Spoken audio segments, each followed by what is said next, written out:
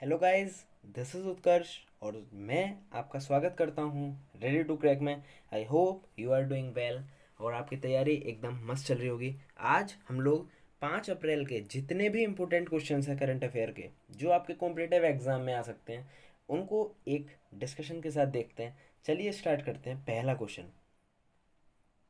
Question आज का, निम्नलिखित में से कौन सा दिन हर साल 4 अप्रैल को मनाया जाता है? तो इसका सही उत्तर है खान कार्रवाई में जागरूकता और सहायता के लिए अंतर्राष्ट्रीय दिवस। इसके बारे में कुछ आपको इम्पोर्टेंट फैक्ट्स भी बताता जाऊंगा और वीडियो के एंड में एक क्वेश्चन दूंगा, उसका आंसर आपको कमेंट बॉक्स में टाइप कर बताना है। बात करते हैं। प्रत्येक वर्ष 4 अप्रैल को खान कार्रवाई में जागरूकता और सहायता के लिए अंतर्राष्ट्रीय दिवस मनाया जाता है। इस दिन का उद्देश्य बारूदी सुरंगों के बारे में जागरूकता बढ़ाना और उनके उन्मूलन की दिशा में प्रगति करना है। 8 दिसंबर 2005 को संयुक्त राष्ट्र यानी कि यूनाइटेड नेशन महासभा ने घोषणा की कि प्रत्येक वर्ष के 4 अप्रैल को आधिकारिक रूप से घोषित किया जाएगा और इस दिन रूप में मनाया जाएगा। कुछ और जो है दिनों के बारे में मैं आपको बता देता हूँ। तो 7 अप्रैल को जो है वो मनाया जाता है विश्व स्वास्थ्य दिवस। 1 मार्च को बनाया जाता है 1 मार्च को बनाया जाता है शून्य भेदभाव दिवस और 3 अप्रैल को बनाया जाता है अंतर्राष्ट्रीय जैज दिवस। अगला क्वेश्चन देखते हैं। अनियन मिथुन निम्न में से किस खेल से संबंधित है? तो इसका सही उत्तर है वुसु। इसके बारे में देख लेते हैं। 31 मार्च 2021 को नेपाल में संपन्न हुई दक्षिण एशियाई वुशु चैंपियनशिप में नटिका के अनियन मिथुन ने स्वर्ण पदक जीता है। उन्होंने चैंपियनशिप में 70 किलोग्राम वर्ग में देश का प्रतिनिधित्व किया। वो भारतीय टीम में पहुंचने वाले दक्षिणी भारत के पहले वुशु खिलाड़ी हैं। अगला क्वेश्चन, अगस्त 2021 में शिकागो में होने वाली मिसेज गैलेक्सी प्रतियोगिता में कौन भारत का प्रतिनिधित्व करेंगी? तो इनका सही जवाब है श्रुति चौहान।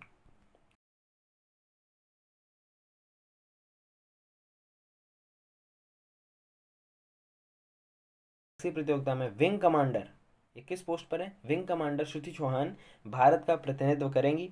वो जनवरी 2021 के अंतिम सप्ताह में आयोजित Mrs India Inc world beauty pageant 2021 में सुर्खियों में थी, जहां वो दूसरी रनअप बनी।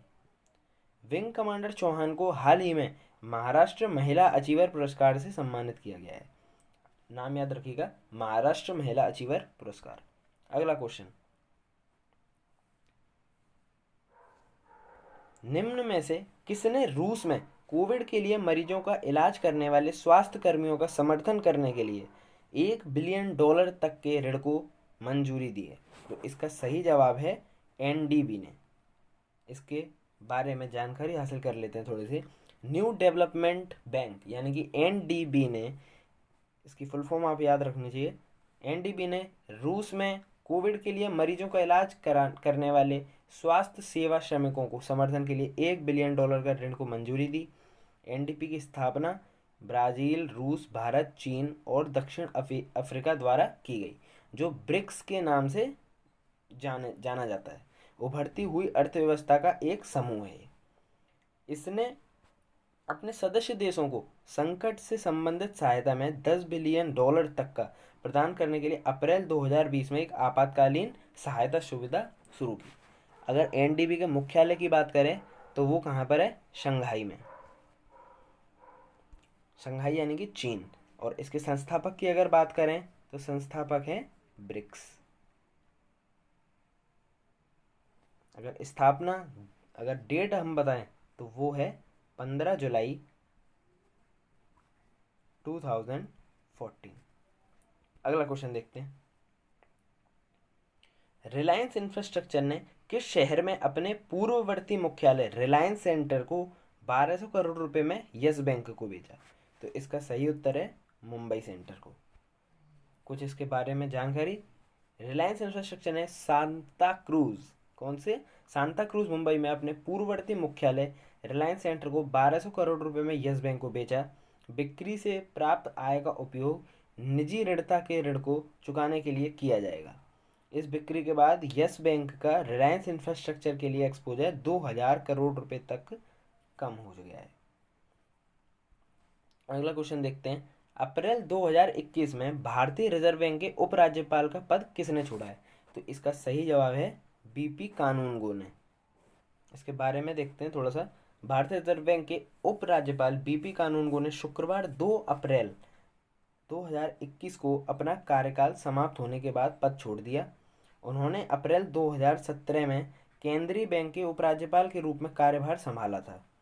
उनका कार्यकाल अप्रैल 2020 में समाप्त होने वाला था, लेकिन उन्हें 3 अप्रैल 2020 से 1 साल का विस्तार दिया गया। अगला क्वेश्चन देखते हैं। निम्नलिखित में से किसको आईसीसी महिला विश्व कप के आधिकारिक गीत के रूप में घोषित किया गया? तो इसका सही जवाब है गर्ल गैंग को।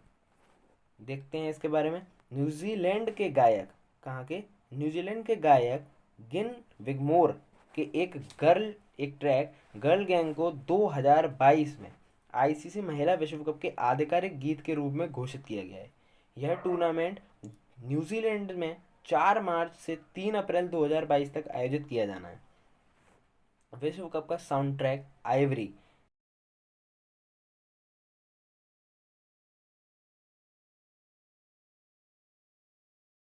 योजना विगमोर के नाम से भी जाना जाता है। अगला क्वेश्चन देखते हैं। किसने दुर्लभ बीमारियों के लिए राष्ट्रीय नीति 2021 को मंजूरी दी? तो इसका सही उत्तर है हर्षवर्धन। देख लेते हैं हर्षवर्धन कौन है? केंद्रीय स्वास्थ्य मंत्री। हम पहले भी डिस्कस कर चुके हैं। दुर्लभ बीमारियों के लिए राष्ट्रीय नीति 2021 को मंजूरी दे दी है। इसका उद्देश्य स्वदेशी अनुसंधान और दवाओं के स्थानीय उत्पादन पर बढ़ते ध्यान का साथ दुर्लभ बीमारियों के इलाज की उच्च लागत को कम करना है। उन दुर्लभ बीमारियों का इलाज के लिए राष्ट्रीय आरोग्य निधि की छाता योजना के तहत 20 लाख तक का वित्तीय सहायता का प्रावधान प्रस्तावित है। अगला क्वेश्चन देखते हैं। अप्रैल 2021 में भारत किस राज्य के पत्रकारों को फ्रंट लाइन वर्कर्स घोषित किया और बिना किसी उम्र के प्रतिबंध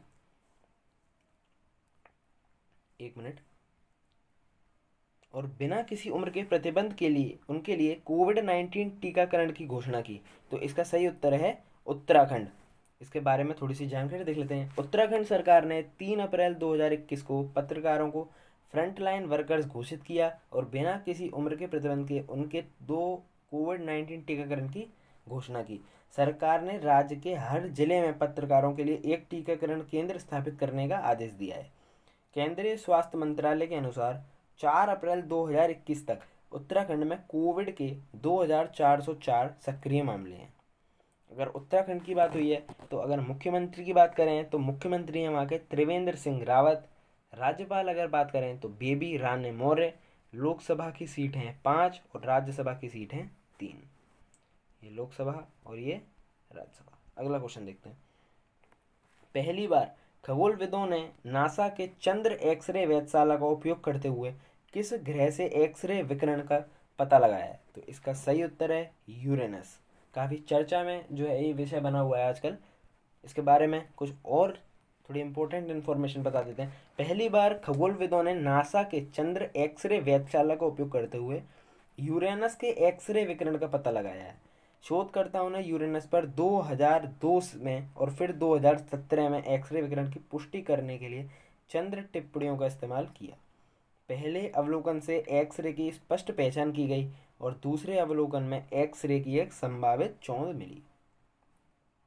अगला क्वेश्चन देखते हैं। अडानी एंटरप्राइजेज ने national highway authority of India यानी कि NHAI में किस राज्य में 169.10 करोड़ की हाईवे परियोजना हासिल की है?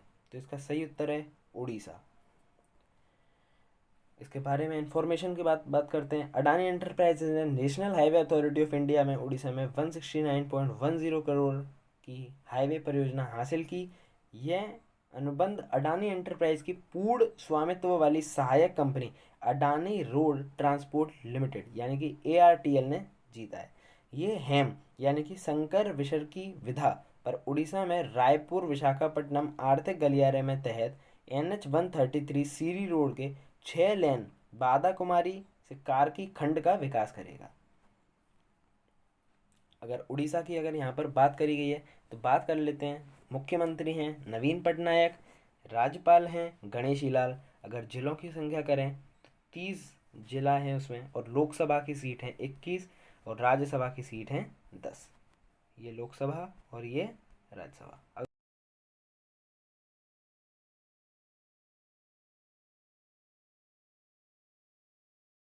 मैन्युफैक्चरिंग कंपनी के एमडी के रूप में किसने इस्तीफा दिया? और ऑप्शन है मोहित बर्मन, करण पोल, जहांगीर वाडिया या फिर सुनील दुग्गल। तो इस क्वेश्चन का आंसर आपको कमेंट बॉक्स में टाइप करना है, और इस वीडियो की पीडीएफ आपको डिस्क्रिप्शन बॉक्स में मिल जाएगी। तो वीडियो देखने के लिए धन्यवाद। चैनल पे बने रहिए और सब्सक्राइब करते रहिए। Thank you so much. Have a nice day.